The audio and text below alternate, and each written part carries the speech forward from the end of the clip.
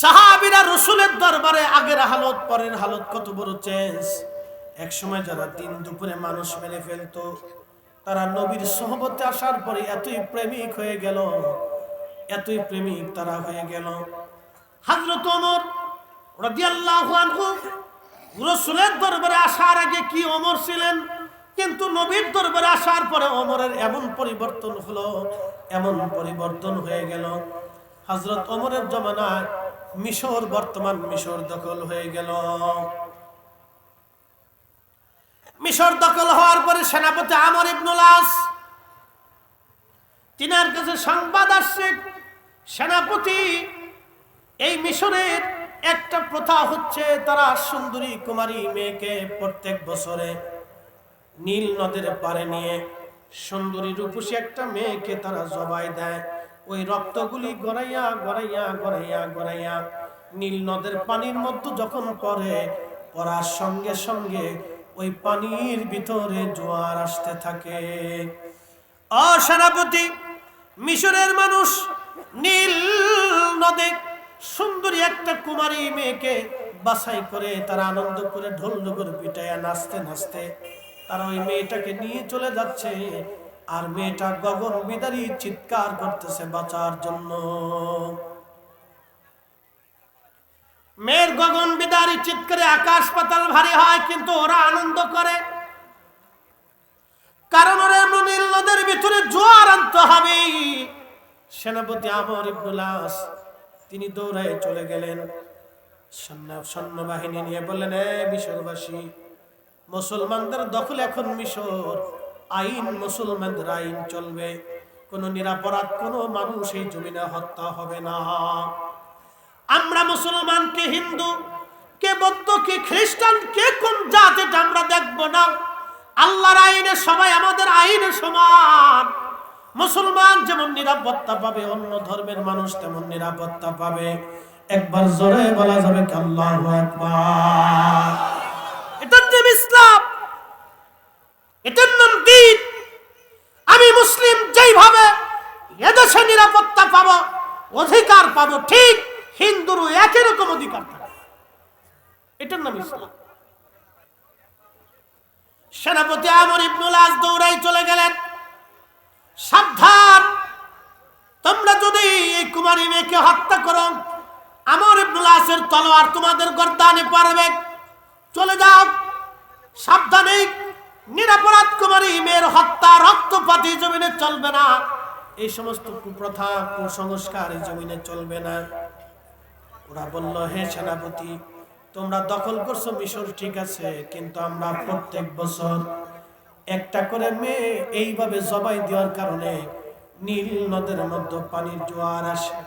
আল্লামা আবুল ফরাজ ইবনুল জৌজি রাহমাতুল্লাহ আলাইহি আজ থেকে 900 বছর আগে তার উয়ুনুল হিকায়াতের মধ্যে লিখতেছেন। ইমাম আবুল ফরাজ ইবনুল জৌজি ওনার কিতাবের মধ্যে লেখেন, তখন মুসলমানদেরকে বলা হলো, হে মুসলমানেরা, আমরা কুমারী মেয়ে হত্যা করে পানি উঠিয়ে আনি, নীল নদের জোয়ার আনি, আমরা তোমাদের কথা মেনে নেব, আমরা এই কুমারী হত্যা করব না, কিন্তু পানির জোয়ার তোমরা এনে দাও। সেনাপতি আমর ইবনুল আস তিনি চিঠি লিখলেন মিশর থেকে মদিনাতুল মুনাওয়ারার দিকে খলিফাতুল মুসলিমিন হযরত ওমরের কাছে চিঠিখানা লিখে বললেন, আমিরুল মুমিনিন, একটা বদ তরিকা কুসংস্কার মিশরের মানুষের ভিতরে, তারা একটা কুমারী মেয়েকে ধরে নিয়ে এই কুমারী মেয়েটা মিশরের জমিনে তারা নীল নদের পারে জবাই দেয়। ওই রক্তগুলি গড়াইয়া গড়াইয়া পানির মধ্যে যাওয়ার পরে নীল নদে জোয়ার আসে। আমিরুল মুমিনিন তারা এখন এই মেয়েটাকে ধরে নিয়ে জবাই দিবে। আমি বাধা দেওয়ার পরে তারা বলছে, তোমরা নীল নদের জোয়ার যদি এনে দাও, তাহলে আমরা কখনো কুমারী হত্যা করব না। হুজুর, আমি এখন কি করব? কেমন মুসলমান সেই দিন, কোন জাতের মুসলমান সেই দিন? তারাও মুসলমান আর আমরা মুসলমান। কত দামি মুসলমান! রাসূলের দরবারে থেকে ওমরের হালতের পরিবর্তন কত বেশি।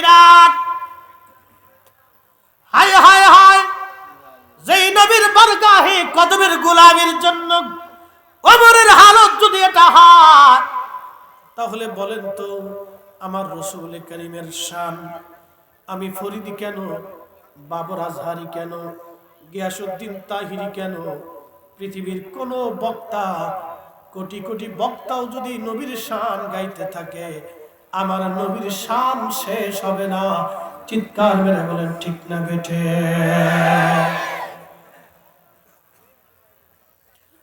হযরত ওমর চিঠিখানা পড়লেন। চিঠিখানা পড়ার পরে আমিরুল মুমিনিন হযরত ওমর রাদিয়াল্লাহু আনহু আরেকখানা চিঠি লিখলেন। চিঠিখানা লিখে কাপড় ভাঁজ করে চিঠির বার্তাবাহকের হাতে দিয়ে বললেন, সেনাপতি আমর ইবনুল আসকে বলবা তিনি যাতে নীল নদের মধ্যে এই চিঠিখানা ছেড়ে দিয়ে চলে আসে। চিঠি নিয়ে চলে যাওয়া হলো মিশর। সেনাপতি আমরকে বলা হলো খলিফাতুল মুসলিমিনের নির্দেশ, এই চিঠিখানা নীল নদের মধ্যে ছেড়ে দিয়ে চলে আসবেন। বাকি চিন্তা আপনাদের করতে হবে না, কোনো কাজার নাই, কোনো আইনার নাই, পানি তো আনা লাগবে, এটাই তাদের শর্ত। পানি এনে দাও, কুমারী হত্যা বন্ধ করে দেব আমরা। নীল নদের মধ্যে চিঠিখানা ছেড়ে দিয়ে চলে আসব। নীল নদের মধ্যে আমর ইবনুল আস চিঠিখানা নিয়ে ছেড়ে দিয়ে চলে আসলেন। আল্লাহু আকবার।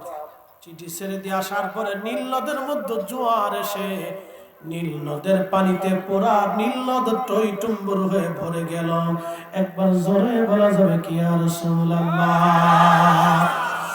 তেলের গাড়ি তেলে চলে, হাওয়ার গাড়ি হাওয়ায় উড়ে,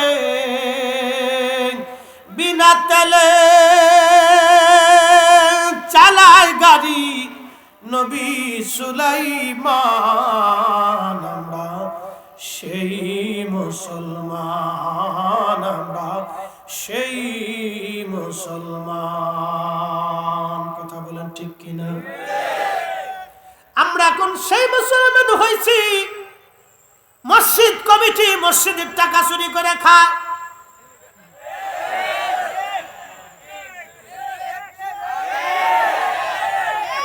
আমরা সেই মুসলমান হয়েছি। হাই হাই হাই হাই, আমরা সেই মুসলমান এখন গরিব মানুষের রক্ত চুষে খাই। আমরা সেই মুসলমান ভাই ভাইয়ের জমি বুঝাই না, ভাই বোনের জমি বুঝাই না।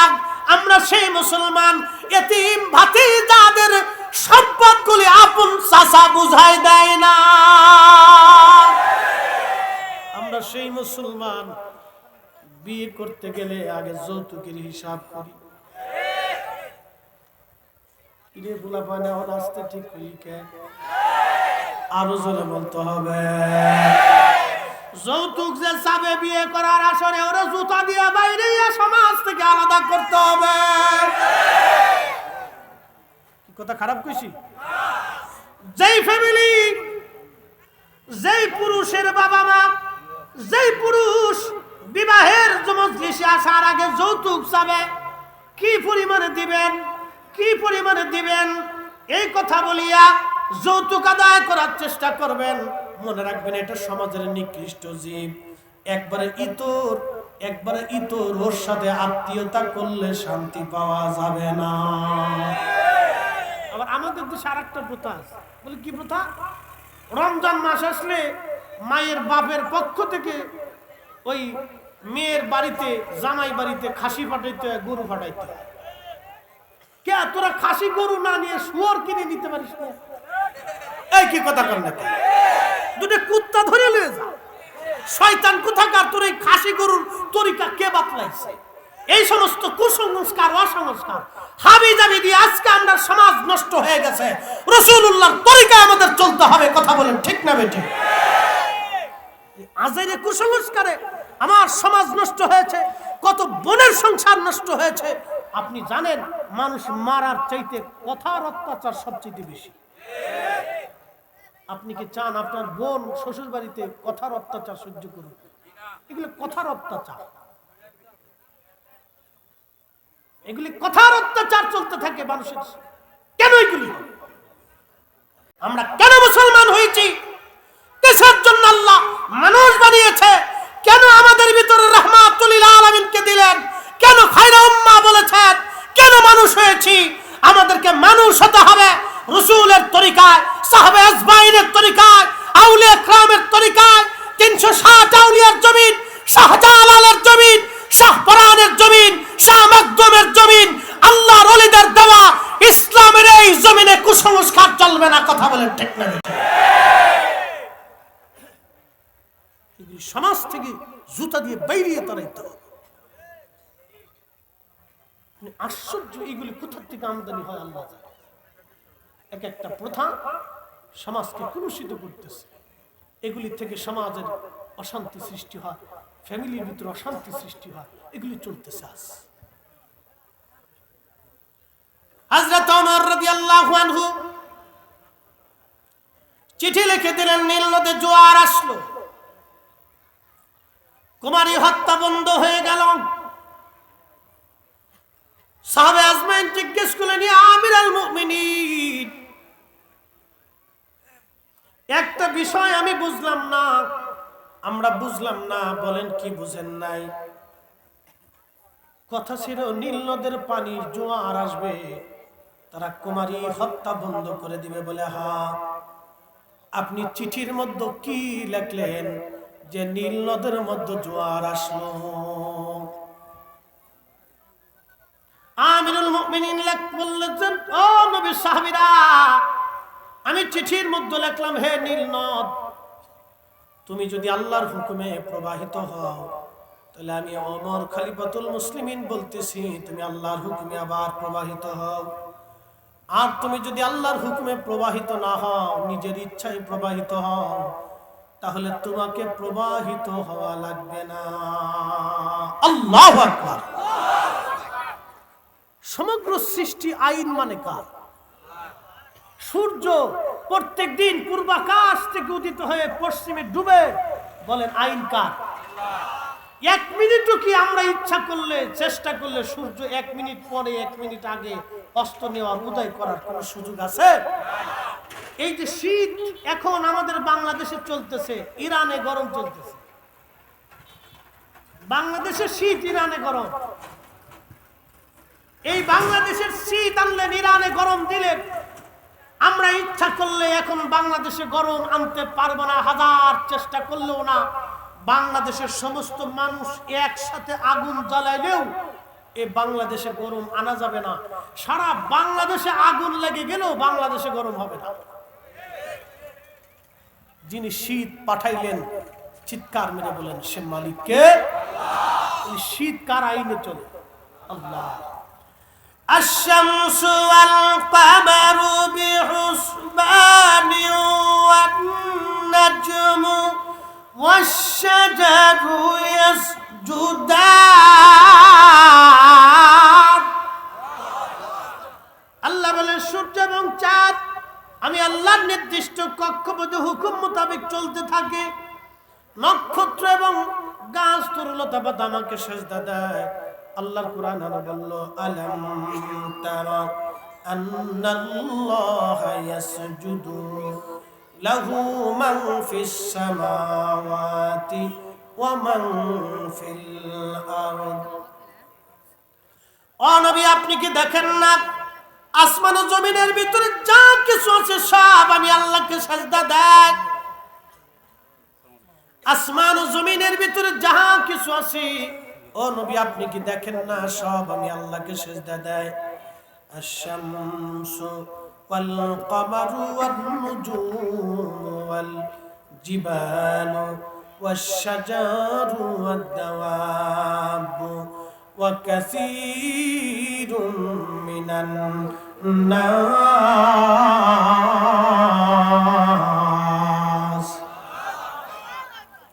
সূর্য আমি আল্লাহকে সেজদা দেয়, চাঁদ আমি আল্লাহকে সেজদা দেয়, নক্ষত্র আমি আল্লাহকে সেজদা দেয়, পাহাড় আমি আল্লাহকে সেজদা দেয়, গাছ আমি আল্লাহকে সেজদা দেয়, পশু পাখির আমি আল্লাহকে সেজদা দেয়, কিছু মানুষ আমি আল্লাহকে সেজদা দেয়।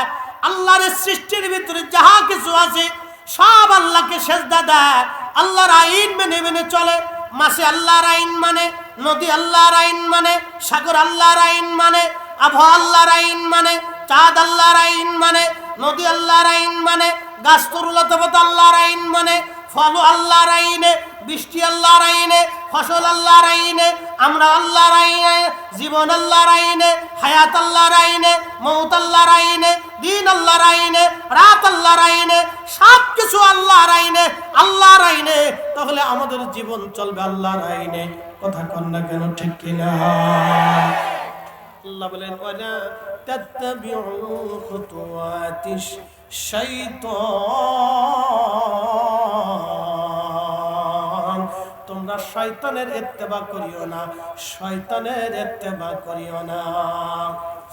আমিরুল মুমিনিন ওমর বললেন, আমি নীলনদকে লিখে দিলাম, হে নীলনদ, তুমি যদি আল্লাহর হুকুমে প্রবাহিত হও, তো আমি ওমর বলতেছি তুমি আল্লাহর হুকুমে প্রবাহিত হও। একসাথে বলবেন আল্লাহু আকবার। আচ্ছা, আপনারা যদি আমার কাছে একখানা চিঠি এনে বলেন হুজুর কাগজের মধ্যে লিখে দেন, এই আপনাদের পাশে একটা নদী আছে, খোয়াই নদী। কি নদী? খোয়াই আছে না? খোয়াই নদী থেকে এখন কি জোয়ার আছে? এখন শীতকাল। এখন আপনারা বলেন ফরিদি সাহেব আপনি বিরাট বড় বক্তা, অনেক বড় হুজুর, আপনার ওয়াজ শুনি, সারা রাত ওয়াজ শুনতে শুনতে ঘুমায় এমন ভক্ত আছে, হুজুর সারা রাত্রিবেলা ঘুমায় ঘুমায় ওয়াজ শুনি, স্বপ্ন ওয়াজ শুনি, আমি শোনেন এরকম আছে। হুজুর গোবের ওষুধ বানিয়েছে আপনার ওয়াজ, আমাকে শুনে শুনতে থাকেন, যদি ভালো লাগে তো শুনবেন।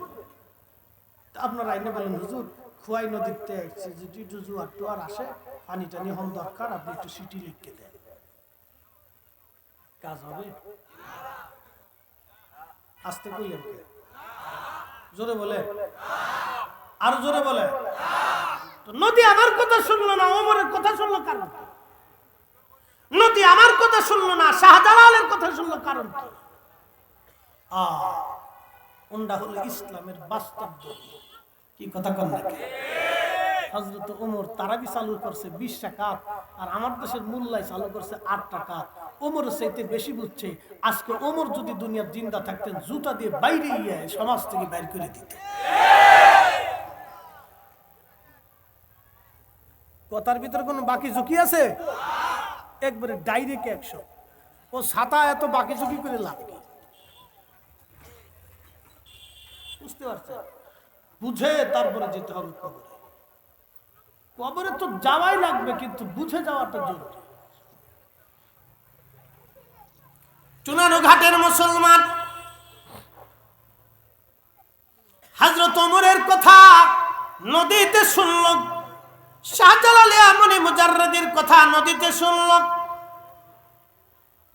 কারণ কি? তারা আল্লাহকে মকবুল করেছিলেন, রাসূলুল্লাহর কদমের এমন গোলাম হয়েছিলেন হযরত ওমর।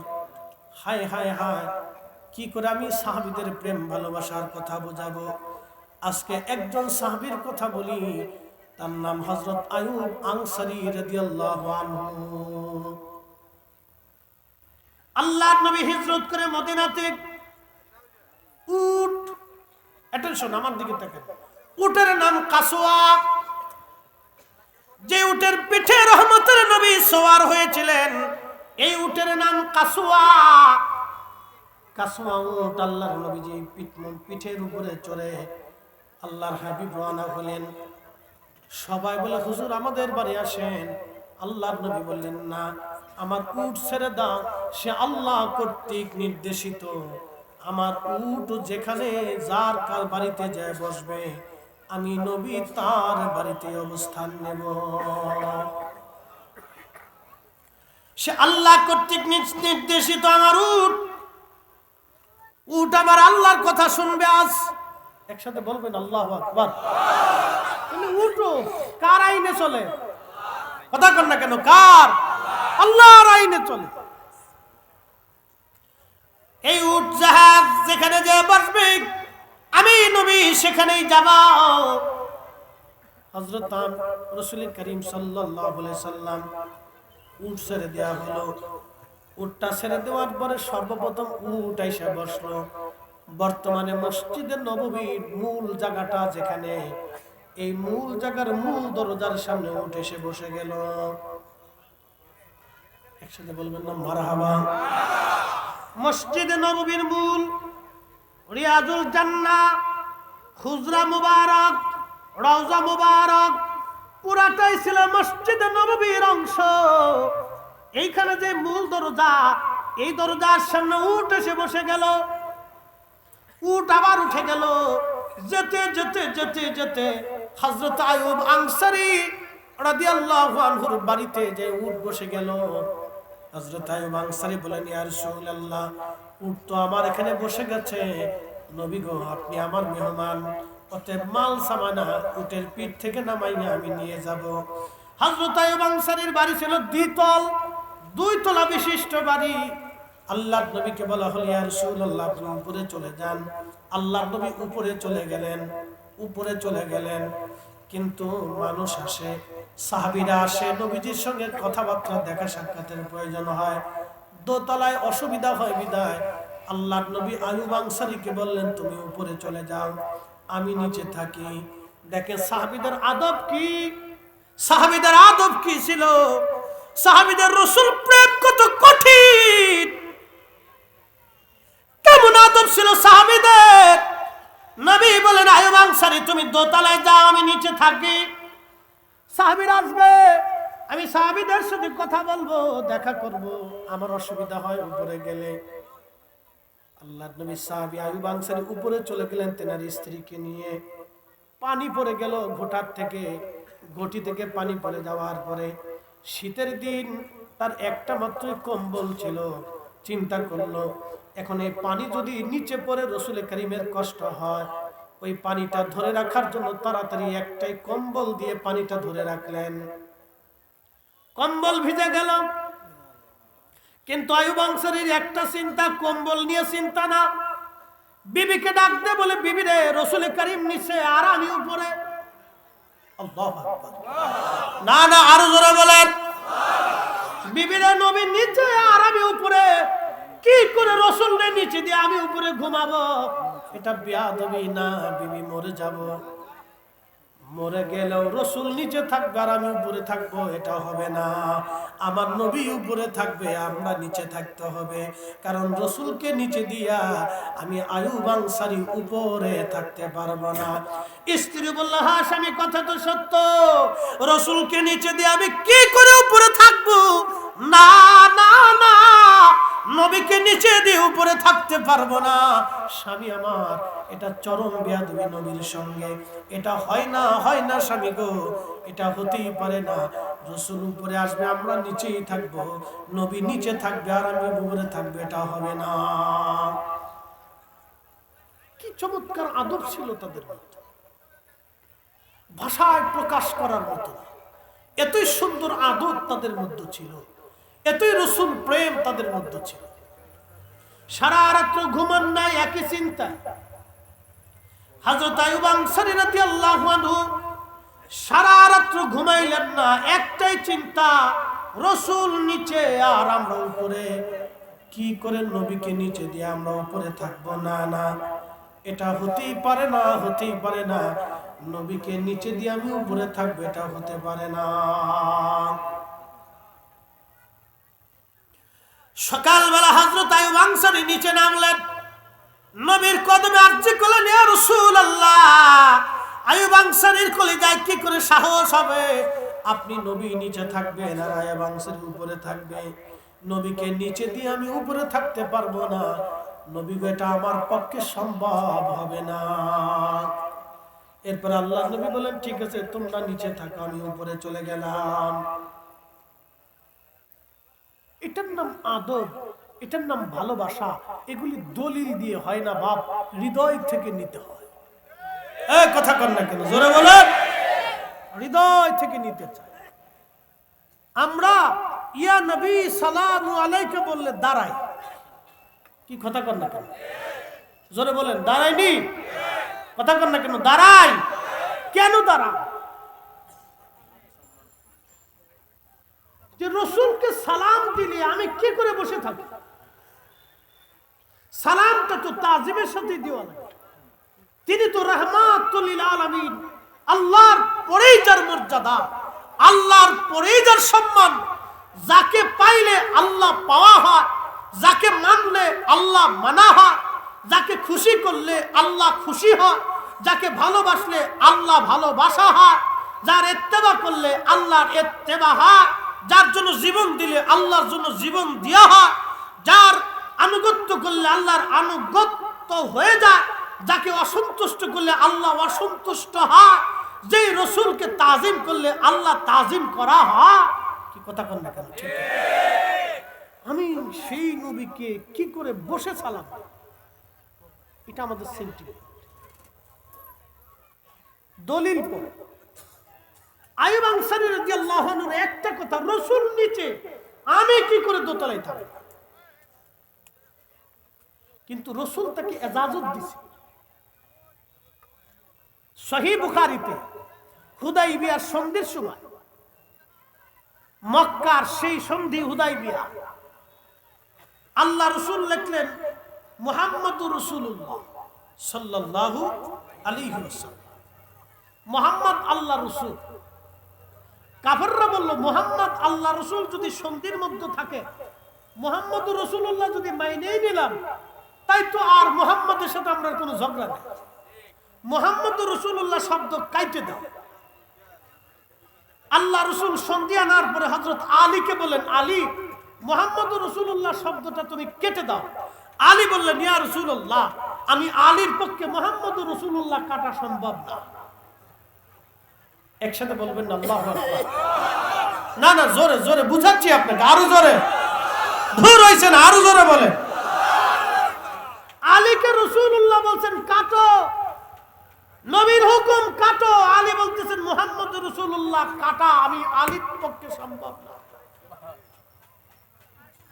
কতটুকুন ইশকে রাসূল কলিজার ভিতরে থাকলে একজন সাহাবী রাসূল বলার পরেও নবীর নাম কাটতে চাচ্ছে না। কতটুকুন হৃদয়ে রাসূলুল্লাহর প্রতি তাজিম থাকলে, রাসূলের প্রতি মহব্বত থাকলে একজন সাহাবী নবী হুকুম করার পরেও নাম কাটে না। কতটুকুন অন্তরে তাজিম থাকলে রাসূলুল্লাহ সাহাবী আইয়ুব আনসারী নবী হুকুম করার পরেও বলে আমি উপরে থাকবো আর রাসূল নিচে থাকবে, এটা হতেই পারে না। এটা আমাদের পক্ষে সম্ভব না। এগুলি ভাই দলিল দিয়ে হয় না, এগুলি অন্তরের ভালোবাসা দিয়ে হয়। কথা কর না কেন? ঠিক কিনা? দস্তুল মালায়েকা হযরত হানজালা উহুদের ময়দানে চলে গেছিলেন, দলিলে না ভালোবাসা? একসাথে বলবেন, দলিলে না ভালোবাসা? ভালোবাসা। ফরজ গোসল বাদ দিয়ে তিনি উহুদে চলে গেলেন, দলিলে না ভালোবাসা। মালিক ইবনে সানানা রাদিয়াল্লাহু আনহু উহুদে নবীজির রক্ত পান করছিলেন। সাহাবায়ে কিরাম বলেন, রক্ত ফেলে দাও। মালিক ইবনে সানানা জবাব দিল, আমি জিন্দা থাকতে রাসূল কারীমের পবিত্র রক্ত মাটিতে পড়তে দেব না। আল্লাহর নবী ডাক দিয়ে বললেন, সাহাবীরা রে, তোমরা যদি জান্নাতি মানুষ দেখতে চাও তো আমার মালিক ইবনে সানানার দিকে তাকাও। আমার রক্ত যার শরীরের রক্তের সাথে মিশে গেছে ও জাহান্নামে যেতেই পারে না। একসাথে বলবেন না আল্লাহু আকবার? আর আমার দেশে বুকে হাত বাঁধা মৌলবি ওয়াজ করে রাসূলের আব্বা আম্মা দুইজন জাহান্নামে চলে গেছে। নবীর রক্ত যার শরীরে আছে সে জাহান্নামে যেতেই পারে না। আর রাসূল করিম যেই মায়ের রেহেমের ভিতরে ছিলেন, যেই বাবার পবিত্র সুলবের মাধ্যমে নূরে মুহাম্মাদি মায়ের রেহেমে আসলো, যেই মায়ের রেহেমের ভিতরে রাহমাতুল লিল আলামিন অবস্থান নিলেন, সেই রেহেম জাহান্নামের আগুনে পুড়বে। এটা কি করে হয়? কি করে এটা বিশ্বাসযোগ্য হতে পারে? আর রাসূল কারীমকে আল্লাহ নাপাক, ইন্নামাল মুশরিকুনা নাজাসুন, মুশরিকরা তো নাপাক, তো নাপাক দেহের ভিতর দিয়ে রাসূলকে কি করে আল্লাহ দুনিয়াতে আনলেন? এটা কি করে বিশ্বাস করা যায়? শুনেন, ভেজালে ভেজালে ভেজালে দেশ বেরিয়ে গেছে, ভেজালে ভেজালে ভেজালে ভেজালে দেশ ভরে গেছে। এখন চারিপাশে শুধু ভেজাল আর ভেজাল। আমে ভেজাল, জামে ভেজাল, পানিতে ভেজাল, কাঁঠালে ভেজাল, খাবারে ভেজাল, সব জায়গায় ভেজাল। মসজিদে ভেজাল ঢুকছে, হুজুরের ভিতরে ভেজাল ঢুকছে। সব জায়গায় শুধু ভেজাল আর ভেজাল, ভেজাল আর ভেজাল। কথা বুঝে তারপরে বাড়ি যাবে। সাহাবা ইকরামের আদব প্রেম ছিল এরকম। রাসূল কারীমের ব্যাপারে তারা খুব সেনসিটিভ ছিলেন এবং খুব সচেতন থাকতেন। দরবারে মুস্তাফাতে, দরবারে রাসূল করিম সাল্লাল্লাহু আলাইহি সাল্লামের বারগাহে সাহাবা ইকরাম চুল পরিমাণ বেয়াদবি বরদাশত করতে পারতেন না। প্রিয় ভাইরা আমার, এইরকম হাজার হাজার সাহাবীদের জীবনী আসছে। জীবনের সর্বক্ষেত্রে তারা রাসূল করিমকে প্রাধান্য দিতেন, আল্লাহর নবীকে ভালোবাসতেন। ভালোবাসার মাত্রা এতই পরিমাণে ছিল, জীবনটাকে পর্যন্ত তারা তোয়াক্কা করতেন না। হযরত আইয়ুব আনসারী রাদিয়াল্লাহু আনহুর একটা ঘটনা আপনাদেরকে শোনাইলাম। এরকম হাজার হাজার সাহাবী ছিলেন যারা জীবনের সবকিছু উজাড় করে দিয়ে নবীকে ভালোবাসতেন এবং ভালোবেসে গিয়েছেন। শুধু সাহাবী না, সাহাবীদের পরেও অনেক বড় বড় আইম্মা ইকরাম, তাবেঈন ইকরাম তিনারা জীবনের ভিতরে আসছে। ইমাম মালিক ৮০ বছর মদিনার ভিতরে জুতা স্যান্ডেল পরেন নাই, কোনদিন মদিনার হাউদের মধ্যে তিনি থুতু পর্যন্ত ফেলেন নাই, পায়খানা পেশাব পর্যন্ত কখনো করেন নাই। জিজ্ঞেস করা হলো, ইমাম মালিক আপনি কেন মদিনার সীমানার ভিতরে পায়খানা পেশাব করেন না? কেন আপনি মদিনার সীমানার ভিতরে আপনি থুতু ফেলেন না? কেন মদিনার সীমানার ভিতরে আপনি জুতা স্যান্ডেল পরেন না? ইমাম মালিক বেশি দলিল দেন নাই, একটা দলিল দিয়েছিলেন, হে দুনিয়ার মানুষ, যেই মাটির ভিতরে রাহমাতুল লিল আলামিন ঘুমায় রইছে, যেই মাটির ভিতরে রাহমাতুল লিল আলামিন ঘুমায়, ওই মাটিতে আমি কি করে জুতা পরব, কি করে আমি থুতু ফেলবো, কি করে আমি পায়খানা পেশাব করব? আমি ইমাম মালিকের পক্ষে এটা সম্ভব না। একবার জোরে বলা যাবে কি আল্লাহু আকবার? এটা ছিল সাহাবা ইকরামের ভালোবাসা, রাসূল প্রেম, আইম্মা ইকরামের রাসূল প্রেম। পায়ের মধ্যে ফুসকা পরে ইমাম মালিকের ঘা হইতো, রক্ত পড়তো গরমের দিনে, তারপরে জুতা পরতেন। আমাদের মাযহাবের ইমাম ইমাম আবু হানিফা রাহমাতুল্লাহ আলাইহি মক্কায় হজ করে মদিনাতে গেলেন। মদিনায় যাওয়ার পরে মাত্র ৭ দিন পরে ইমাম মালিকের কাছে বিদায় চাইলেন, ইমাম মালিক আপনি আমার মদিনার থেকে বিদায় দেন। ইমাম মালিক আর ইমাম আজম আবু হানিফার সমসাময়িক ইমাম, উনি মদিনার ইমাম, উনি তখন ইরাকের কুফা নগরীতে। ইমাম আবু হানিফা রাহমাতুল্লাহ আলাইহি, ইমাম আবু হানিফা ইরাক চলে আসবেন, বিদায় চান ইমাম মালিকের কাছে। ইমাম মালিক জবাব দিলেন, হুজুর কত মানুষ মদিনায় আসতে চায়, আপনি কেন মদিনা থেকে চলে যেতে চান, কারণ কি? ইমাম আজম আবু হানিফা বললেন, ও ইমাম মালিক আমি তো মানুষ, আমাকে তো বেঁচে থাকতে হবে, তুমি কি চাও আমি মরে যাই? বলে, হুজুর মদিনায় আসলে মানুষ থাকার আগ্রহ করে, আপনি চলে যেতে চান আবার মরার কথা বলেন, কারণ কি? বলে, ইমাম মালিক রে, আজকে ৭ দিন হলো আমি পায়খানাও করি না, পেশাবও করি না। বলে, কারণ কি? ইমাম আজম আবু হানিফা ডাক দেয়া বলেন, ইমাম মালিক আমি কোথায় পেশাব করব, পায়খানা করব বলো? এই মাটির নিচে রাহমাতুল লিল আলামিন ঘুমাই রইছে। চিৎকার মেরে জোরে বলেন না ইয়া রাসূলুল্লাহ। এইগুলি রাসূল প্রেম, নবীর তাজিম, এইগুলি দলিলে হয় না, ভালোবাসে হয়, দলিলে হয় না, দলিল দিয়ে বোঝানো যায় না, দলিল দিয়ে বোঝানো যায় না। ইমাম মালিক দলিল দেন নাই, ইমাম আবু হানিফা দলিল দেন নাই, একটাই কথা, যেই মাটির নিচে রাহমাতুল লিল আলামিন ঘুমায়, আমি সেই মাটির উপরে কি করে পায়খানা পেশাব করব? ইমাম মালিক ডাক দিয়ে বলেন, হুজুর তাহলে ৭টা দিন কিভাবে আপনি বেঁচে আছেন, কি খান? বলে, ৭ দিন আমি ৭টা খেজুর খেয়ে বেঁচে আছি, মাত্র ৭টা খেজুর খাইছি ৭ দিনে, যাতে আমার বাথরুমে না ধরে, পেশাব পায়খানা না ধরে।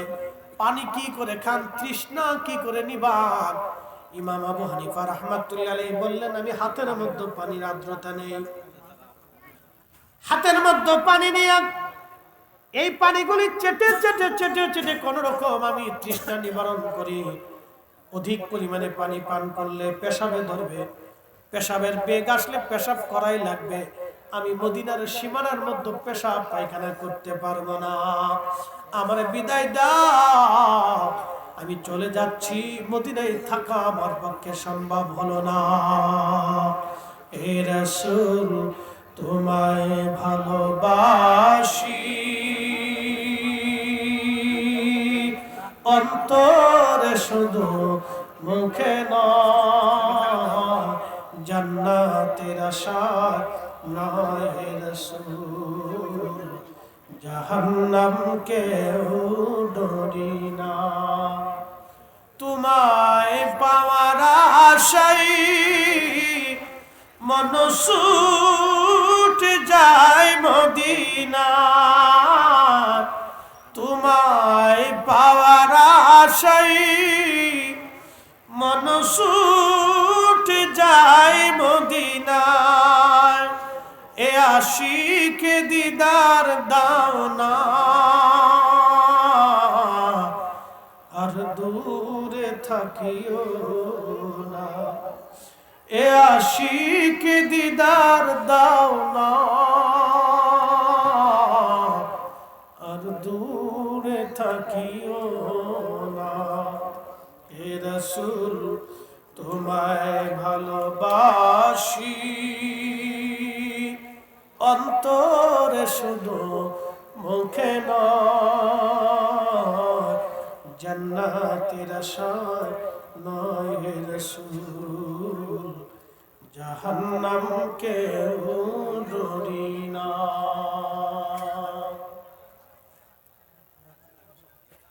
এই জন্য এগুলি আপনাদেরকে দলিল দিয়ে বোঝানো সম্ভব। কেউ অন্তর থেকে যদি রাসূল না মানে, তাকে দলিল দিয়ে মানানো যায় না। কি কথা বলেন, ঠিক কিনা?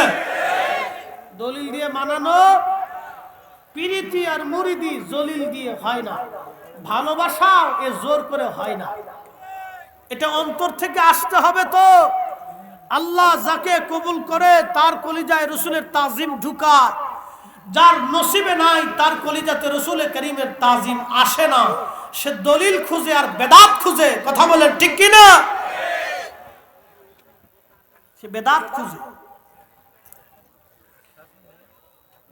এইরকম পৃথিবী বিখ্যাত আল্লাহর ওলি যারা ছিলেন, বিশ্ববিখ্যাত আলিম যারা ছিলেন, এখন আপনাদেরকে প্রশ্ন করি, যারা বেদাতের তবকা খুঁজে শুধু বলে বেদাত বেদাত বেদাত, সাহাবীরা করে না এটা বেদাত।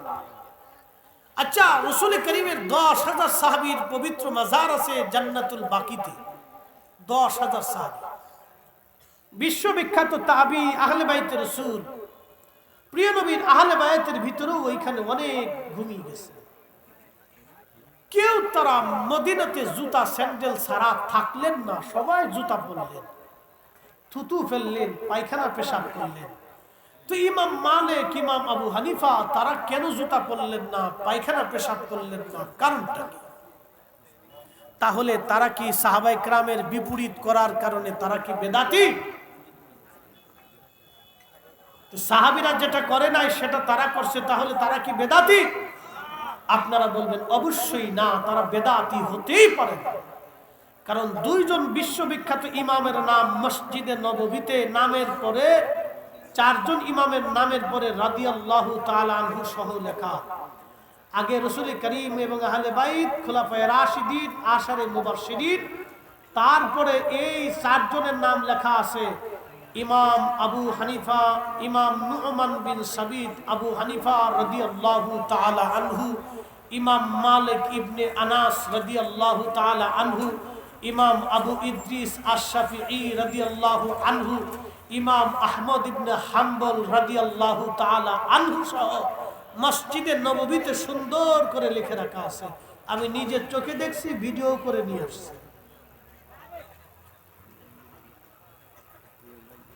পৃথিবীর এই চার ইমামের এক ইমামকে কেউ যদি বেদাতি বলে তো মুসলিম মিল্লাতের ইলম বিতর্কিত হবে, ফিকহের মাসালা, তাফসীরের মাসালা, হাদিসের মাসালা অনেক কিছুই বিতর্কিত হয়ে যাবে।